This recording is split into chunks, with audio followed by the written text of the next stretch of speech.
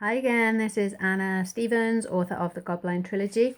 And due to popular request, I think there were two of you, I'm going to read chapter 2 of The Eye of Argon by Jim Theis. I have never read past chapter 1 before. I've got absolutely no idea where this is going. So it's also quite long, so I might need to split this into 2 videos. We'll see how it goes. Enjoy! Arriving after dusk in Gorzom, Gringnir descended down a dismal alley, reining his horse before a beaten tavern. The red-haired giant strode into the dimly lit hostelry, reeking of foul odours and cheap wine. The air was heavy with choking fumes, spewing from smouldering torches encased within the den's earthen-packed walls.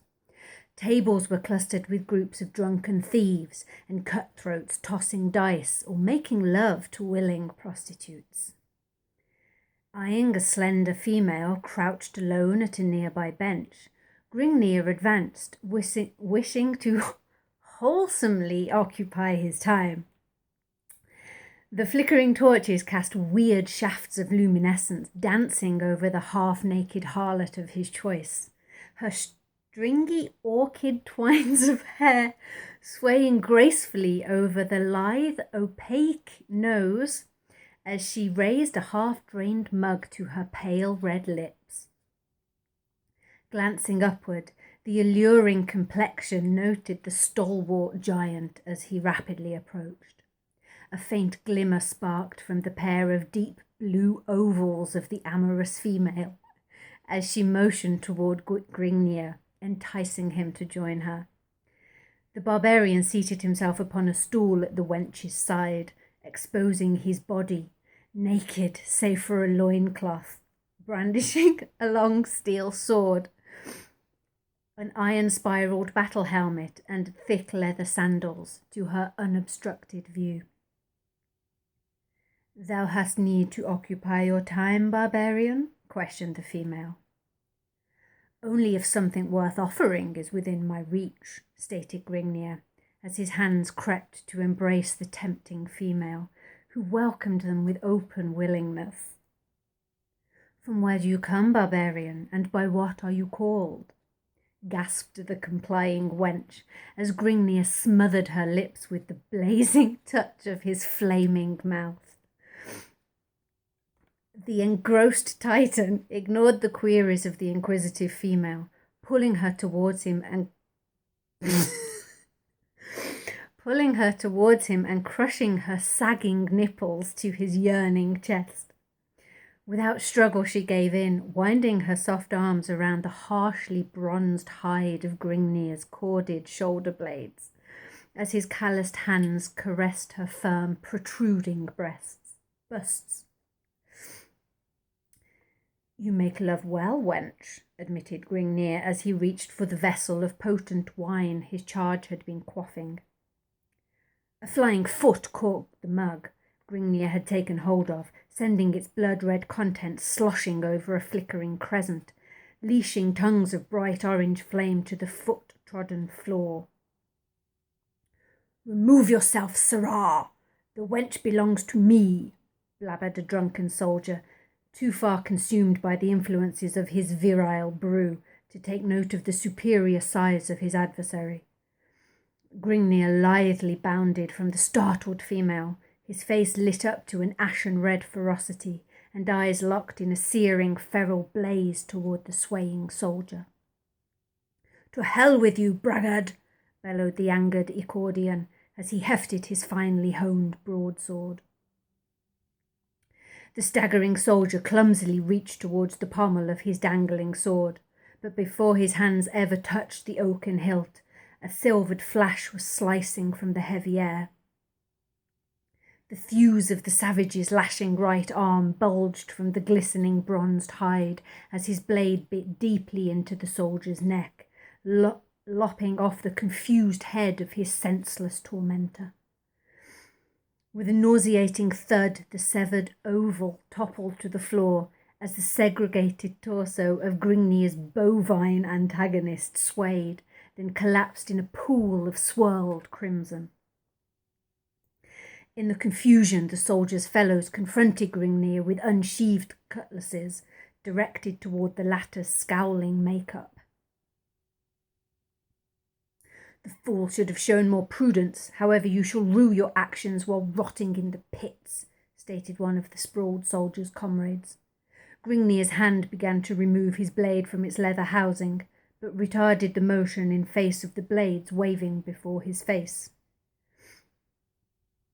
Dismiss your hand from the hilt, barbarian, or you shall find a foot of steel sheathed in your gizzard. Gringnir weighed his position, observing his plight, whereupon he took the soldier's advice as the only logical choice. To attempt to hack his way from his present predicament could only warrant certain death. He was of no mind to bring upon his own demise if an alternate path presented itself. The will to necessitate his life forced him to yield to the superior force in hopes of a moment of carelessness later upon the part of his captors, in which he could effect a more plausible means of escape. You may steady your arms. I will go without a struggle. Your decision is a wise one, yet perhaps you would have been better off had you forced death. The soldier's mouth wrinkled to a sadistic grin of knowing mirth as he prodded his prisoner on with the sword point. After an indiscriminate period of marching through slinking alleyways and dim moonlighted streets, the procession confronted a massive seraglio. The palace area was surrounded by an iron grating with a lush garden upon all sides. The group was admitted through the gilded gateway, and Gringnir was led along a stone pathway bordered by plush vegetation lustfully enhanced by the moon's shimmering rays. Upon reaching the palace, the group was granted entrance, and after several minutes of explanation, led through several winding corridors to a richly draped chamber. Confronting the group was a short, stocky man seated upon a golden throne. Tapestries of richly draped regal blue silk covered all walls of the chamber, while the steps leading to the throne were plated with sparkling white ivory. The man upon the throne had a naked wench seated at each of his arms, and a trusted adviser seated in back of him. At each corner of the chamber a guard stood at attention, with upraised pikes supported in their hands, golden chainmail adorning their torsos, and barred helmets emitting scarlet plumes enshrouding their heads. The man rose from his throne to the dais surrounding it. His plush turquoise robe dangled loosely from his chunky frame. The soldiers surrounding Gringnir fell to their knees with heads bowed to the stone masonry of the floor in fearful dignity to their sovereign liege. Explain the purpose of this intrusion upon my chateau.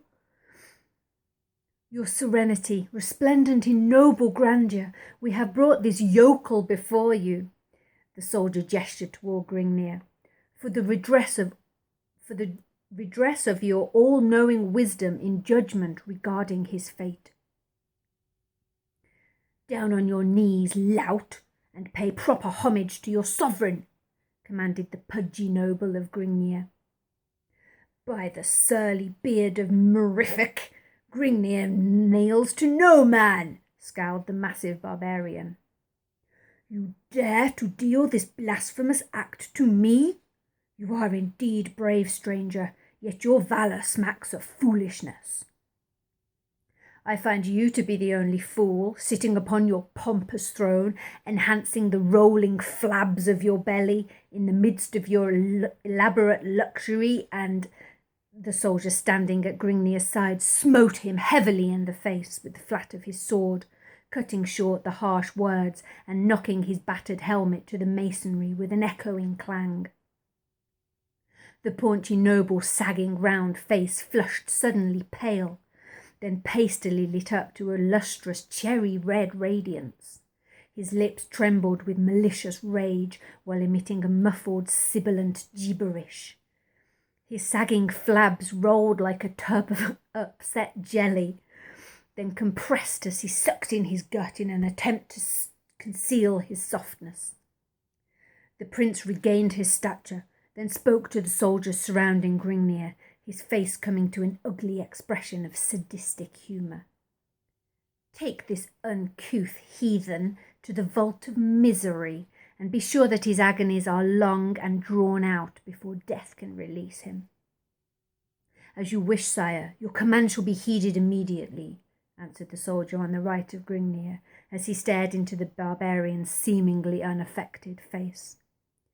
The adviser seated in the back of the noble slowly rose and advanced to the side of his master, motioning the wenches seated at his sides to remove themselves. He lowered his head and whispered to the noble, "Eminence, the punishment you have decreed will cause much misery to this scum, yet it will last only a short time, then release him to a land beyond the sufferings of the human body. Why not mellow him in one of the subterranean vaults for a few days, then send him to life labour in one of your buried mines? To one such as he, a life spent in the confinement of the Stygian pits will be an infinitely more appropriate and lasting torture." The noble cupped his drooping double chin in the folds of his brimming palm, meditating for a moment upon the rationality of the counsellor's words, then raised his shaggy brown eyebrows and turned toward the adviser, eyes aglow. "As always, Agathond, you speak with great wisdom. Your words ring of great knowledge concerning the nature of one such as he, saith the king." The noble turned toward the prisoner with a noticeable shimmer reflecting in his frog-like eyes and his lips contorting to a greasy grin. "I have decided to void my previous decree. The prisoner shall be removed to one of the palace's underground vaults. There he shall stay until I have decided that he has sufficiently simmered, whereupon he is to be allowed to spend the remainder of his days at labour in one of my mines." Upon hearing this, Gringnir realised that his fate would be far less merciful than death to one such as he, who is used to roaming the countryside at will. A life of confinement would be more than his body and mind could stand up to. This type of life would be immeasurably worse than death. "I shall never understand the ways of your twisted civilization. I simply defend my honour and am condemned to life confinement by a pig who sits on his royal ass, wooing whores, and knows nothing of the affairs of the land he imagines to rule," lectured Gringnir. "Enough of this! Away with the slut before I lose my control." Seeing the peril of his position, Gringnir searched for an opening. Crushing prudence to the sword, he ploughed into the soldier at his left arm, taking hold of his sword and bounding to the dais supporting the prince before the startled guards could regain their composure. Agathond leapt Gringnir and his sire, but found a sword blade permeating the length of his ribs before he could loose his weapon. The counsellor slumped to his knees as Gringnir slid his crimsoned blade from Agathond's ribcage. The fat prince stood undulating in insurmountable fear before the edge of the fiery-maned comet, his flabs of jellied blubber pulsating to and fro in ripples of flowing terror. "Where is your wisdom and power now, your majesty?" growled Gringnir. The prince went rigid as Gringnir discerned him glazing over his shoulder. He swivelled to note the cause of the noble's attention, raised his sword over his head, and prepared to leash a vicious downward cleft, but fell short as the haft of a steel-rimmed pike clashed against his unguarded skull. Then blackness and solitude, silence enshrouding and ever peaceful reigned supreme. "Before me, sirrah, before me as always, ha ha ha!" nobly cackled. I have no idea who said that last line. And that was chapter 2 of the Eye of Argon. I hope you enjoyed it and come back soon for some more.